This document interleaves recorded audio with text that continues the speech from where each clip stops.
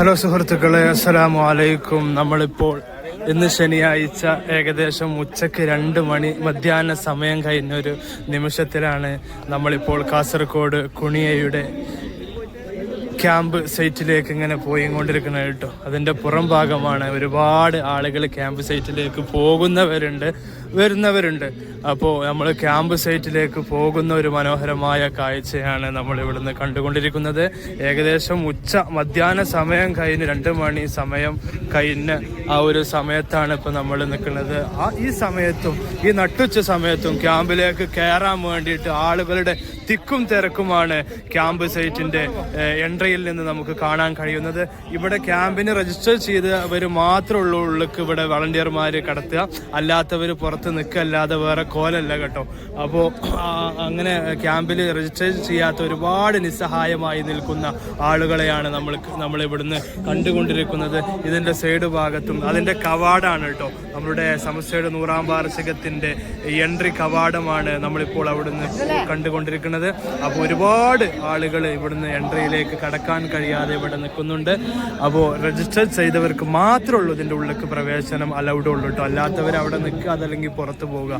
അവരെ എല്ലാവരെയും രജിസ്റ്റർ ചെയ്യുന്നവരൊക്കെ നോക്കുന്ന ഒരു കാഴ്ചയാണ് കേട്ടോ. ഇല്ലാത്തവർക്ക് ഇങ്ങോട്ട് തിരിച്ചു പോകേണ്ടി വരും.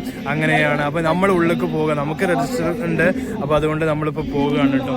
ഉള്ളത്തെ കാഴ്ച നിങ്ങൾക്ക് നമ്മൾ കാണിച്ചു തരാം. പോട്ടെ.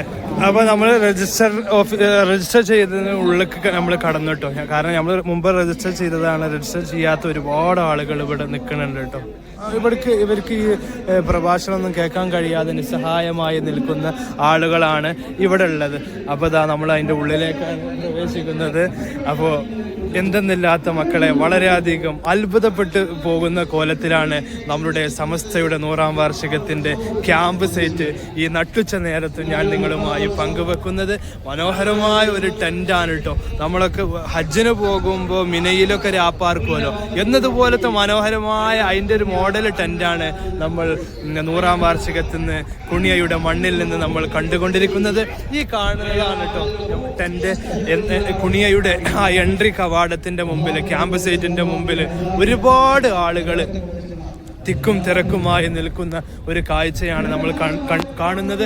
അതുപോലെ ഇതിൻ്റെ വലതുഭാഗത്ത് ഒരുപാട് കച്ചവട ടെൻറ്റുകളാണ് നമ്മളിപ്പോൾ കണ്ടുകൊണ്ടിരിക്കുന്നത് കേട്ടോ. അത് മുഴുവനും ചായക്കടയും അതുപോലെ മറ്റു ഫ്രൂട്ട്സുകൾ, അതുപോലെ ഒരുപാട് ജ്യൂസ് ഐറ്റംസുകൾ, എനർജി ഡ്രിങ്ക്സുകൾ, അതുപോലെ ഡ്രസ്സിൻ്റെ ഷോപ്പുകൾ, ജുബ്ബയുടെ ഉസ്താദുമാർക്ക് പ്രത്യേകമായിട്ടുള്ള ഡ്രസ് കോഡുകളുടെ അതിൻ്റെ കടകൾ, അതുപോലെ പരസ്യത്തിൻ്റെ കടകളൊക്കെ ആയിട്ട് ഈ 100ാം വാർഷികത്തിന് തകൃതിയായി ഇവിടെ കച്ചവടം നടന്നുകൊണ്ടിരിക്കുമ്പോൾ ഒരുപാട് ആളുകൾ ടെൻറ്റിൽ നിന്ന് വരുന്ന, ക്യാമ്പ് സൈറ്റിൽ നിന്ന് തിരിച്ചു വരുന്ന, അതല്ലെങ്കിൽ പോകുന്ന ഒരു മനോഹരമായ കാഴ്ചയാണ്. ആവേശത്തോടു കൂടി സമസ്തയുടെ അച്ചടക്കമുള്ള പടയണികൾ, ഉസ്താദുമാർ പോകുന്നതും വരുന്നതുമായ മനോഹരമായ കാഴ്ചയാണ്. ആ ഒരു സന്തോഷ നിമിഷത്തിൽ സെൽഫി എടുക്കുന്ന, ഫോട്ടോ എടുക്കുന്ന കാഴ്ചകളും നമുക്ക് ഇവിടുന്ന് കാണാൻ കഴിയുന്നതാണ് കേട്ടോ. ഇതൊക്കെ സമസ്തയുടെ ആ അച്ചടക്കമുള്ള പാർട്ടികളാണെന്ന് നമുക്ക് സംശയമില്ലാതെ തന്നെ നമുക്ക് പറയാൻ സാധിക്കുന്നതാണ്. അപ്പോൾ നമ്മൾ ടെൻറ്റിലേക്ക് നമ്മളോട് ഐഡിയ ചോദിക്കുന്നുണ്ട് കേട്ടോ. അപ്പോൾ നമ്മൾ ഐഡിയ എന്തായാലും കാണിച്ചു കൊടുക്കുകയാണ്. അപ്പോൾ നമ്മളെന്തായാലും ഉള്ളിലേക്ക് കയറി കേട്ടോ. അപ്പോൾ ഉള്ളിൽ കയറിയ കാഴ്ചയാണ് ഞങ്ങളുമായി പങ്കുവെക്കുന്നത്. അപ്പോൾ ഏതാണെന്നുണ്ടെങ്കിലും ഇതൊക്കെ രജിസ്ട്രേഷൻ ടെൻറ്റുകളാണ് കേട്ടോ നമ്മളിപ്പോൾ കണ്ടുകൊണ്ടിരിക്കുന്നത്. ഇത് മുഴുവനും രജിസ്ട്രേഷൻ ടെൻറ്റുകളാണ്. അപ്പോൾ ഒരുപാട് ഗൾഫിൽ നിന്ന് വന്ന പ്രതിനിധികളൊക്കെ ആയിട്ട് ഒരുപാട് ആളുകളുണ്ട് കേട്ടോ. ഈ സമസ്തയുടെ 100ാം വാർഷികത്തിൽ നിന്ന് വിദേശത്ത് നിന്ന്, UAE-യിൽ നിന്നും, ദുബായിൽ നിന്നും, അബുദാബിയിൽ നിന്നും ഒരുപാട് ആളുകൾ സമസ്തയുടെ സമ്മേളനത്തിന് വേണ്ടി മാത്രം ഈ നാട്ടിലേക്ക് വന്നവരുണ്ട് കേട്ടോ. അപ്പോൾ ഇതൊക്കെ രജിസ്ട്രേഷൻ കൗണ്ടറുകളാണ് നമ്മളിപ്പോൾ കുണിയയുടെ ക്യാമ്പ് സൈറ്റിൽ നിന്ന് നിങ്ങളുമായി ഞാൻ പങ്കുവെക്കുന്നത്. ഉസ്താദുമാർ നോക്കുകയാണ് ഈ നട്ടുച്ച നേരത്തും അങ്ങോട്ടും ഇങ്ങോട്ടും പോകുന്ന, അതൊക്കെ സമസ്ത ഇഷ്ടപ്പെട്ട ആ ഒരൊറ്റ കാരണം കൊണ്ട് മാത്രമാണ് കേട്ടോ ഇവരൊക്കെ ഈ ഒരു വേദിയിൽ ആഗതമായിട്ടുള്ളത്. സമസ്ത അങ്ങേയറ്റം ഇഷ്ടപ്പെട്ട ഒരുപാട് ആളുകളാണ്. സമസ്തയുടെ കറാമത്ത് തൊട്ടറിഞ്ഞ ആളുകളാണ് ഇവിടെയുള്ളത് എന്ന് നമുക്ക് നിസ്സംശയം പറയാൻ കഴിയുന്നത്. മഖാമുൽ വൈബത്തിലേക്ക് എത്തിക്കഴിഞ്ഞാൽ ഇവിടെയെല്ലാം തന്നെ ക്യാമ്പ് സൈറ്റിന്റെ ഉള്ളിലേക്കാണ് കയറുമ്പോ ഇതുപോലത്തെ രണ്ട് നല്ല മനോഹരമായ ഫോട്ടോ എടുക്കാൻ പറ്റിയ സ്ഥലങ്ങളുണ്ട് കേട്ടോ. തീർച്ചയായിട്ടും മുരീദ് വഴിപിഴച്ചു പോകുമെന്ന കാര്യം സംശയമില്ല. ക്യാമ്പ് സൈറ്റിന്റെ ഇടത് ഭാഗത്ത് സമസ്ത 100 സെഞ്ചുറി എന്ന് എഴുതിയ ക്യാമ്പ് അങ്ങനത്തെ ഒരു വലിയൊരു കവാട മോഡല് ഇവിടെ ഉണ്ട് കേട്ടോ. എല്ലാരും അവിടുന്ന് ഫോട്ടോ എടുക്കുന്ന ഒരു കാഴ്ചയെ നമുക്ക് കാണാൻ കഴിയുന്നതാണ്.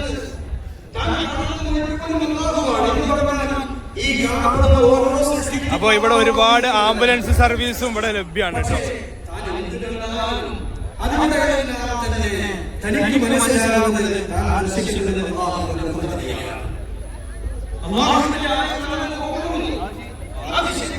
അപ്പൊ ഇതാണ് നമ്മള് ക്യാമ്പ് സൈറ്റ്, ഇതാണ് കേട്ടോ.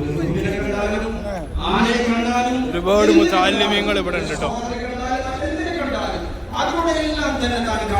ക്യാമ്പ് സൈറ്റ് മക്കളെ അത്ഭുതം തന്നെയാണ്, പറഞ്ഞറിയിക്കാൻ പറ്റൂല, അത്ഭുതം തന്നെയാണ്. അപ്പൊ ഇതൊക്കെ നമ്മളെ സുഹൃത്തുക്കളാണ് കേട്ടോ.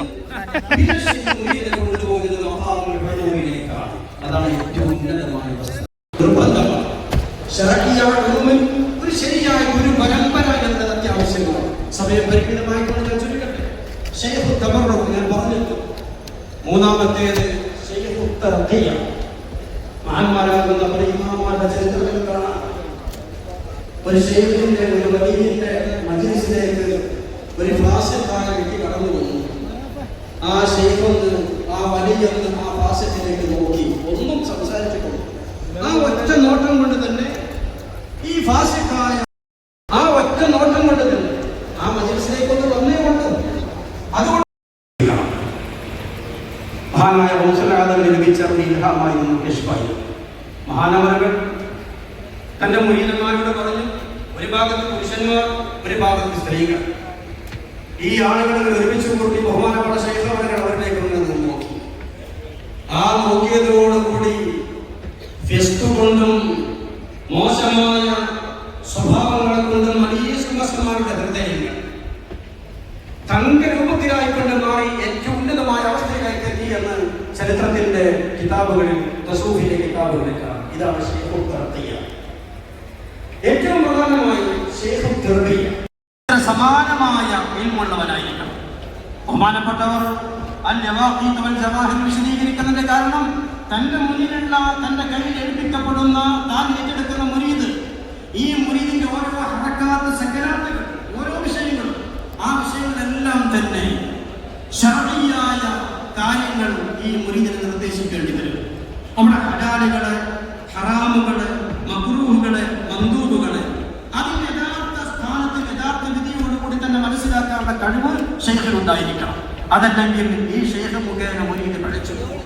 അതുകൊണ്ട് ശരീരത്തിൽ കൃത്യമായിക്കൊണ്ട് അറിയുന്ന ആളുകൾക്ക് മാത്രമേ തെറബീയത്തിന്റെ ശൈഖാവാൻ പറ്റൂ എന്നുള്ളതാണ്. ഒരിക്കലും അത്ഭുതങ്ങൾ കാണിക്കുക എന്നുള്ളത് സലാഹിയത്തിന്റെ മാനദണ്ഡമായിക്കൊണ്ട് എവിടെയും നടക്കാം. ആകാശത്തോടെ ഇങ്ങനെ പക്ഷികളെ പോലെ പാടും, എന്നാലും അവർ വിശ്വസിക്കരുത്. അതല്ല മാനദണ്ഡം. മാനദണ്ഡം സലാഹിയത്താണ്. മാനദണ്ഡം ഇൽമും സലാഹിയത്തും. പ്രിയമുള്ളവരെ, ഏറ്റവും പ്രധാനപ്പെട്ട കാര്യം ഏത് ശൈഖാണെങ്കിലും ഏത് തരീഖത്താണെങ്കിലും ശരീഅത്തുമായി കൊണ്ട് പൂർണ്ണമായ മുവാഫഖത്ത്, പൂർണ്ണമായ യോജിപ്പ് എന്ന് പറഞ്ഞാൽ ഏതെങ്കിലും ഒരു ശൈഖ് വരുന്നു, അത് ഹറാമായിക്കൊണ്ട്, ഏതെങ്കിലും ഹറാമുകൾ ഹലാലായിക്കൊണ്ട്, പല കള്ള ശൈഖുമാരെയും പല കള്ള തരീഖത്തുകളുടെയും പ്രശ്നം ഇവിടെയാണ്. ഏത് ശൈഖാണെങ്കിലും ഏത് തരീഖത്താണെങ്കിലും ഒരിക്കലും കറാമത്തോ അത്ഭുത സിദ്ധികളോ അല്ല, സലാഹിയത്താണ്, ഇൽമുണ്ടോ എന്നുള്ളതാണ്. എന്ത് അത്ഭുതങ്ങളാണെങ്കിലും ശരീരത്തിന് വിരുദ്ധമായിക്കൊണ്ട് ഏത് പ്രവർത്തനങ്ങളാണെങ്കിലും ആ ശൈഖിനെയും ആ തരീഖത്തിനെയും ഒട്ടും സ്വീകരിച്ചുകൂടാ.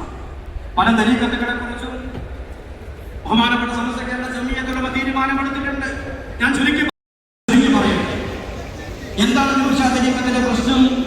മുന്നിൽ നിൽക്കുന്ന ശൈഖ് തെറബിയത്തിന്റെ ശൈഖാവാൻ, തരീഖത്തിന്റെ മുന്നിൽ നിൽക്കുന്ന ആളാവാൻ, മുർഷിദാവാൻ യോഗ്യതയായി. കാരണം എന്താ? ശരീഅത്തുമായി കൊണ്ട് യോജിക്കാത്ത, ശരീഅത്തിനോട് യോജിക്കാത്ത പലതും അദ്ദേഹത്തിന്റെ ഗ്രന്ഥങ്ങളിലുണ്ട്. അദ്ദേഹമോ അദ്ദേഹത്തിന്റെ ഖുലഫാക്കളോ മുരീദന്മാരോ ഇതുവരെയും അത് തിരുത്തിയിട്ടില്ല.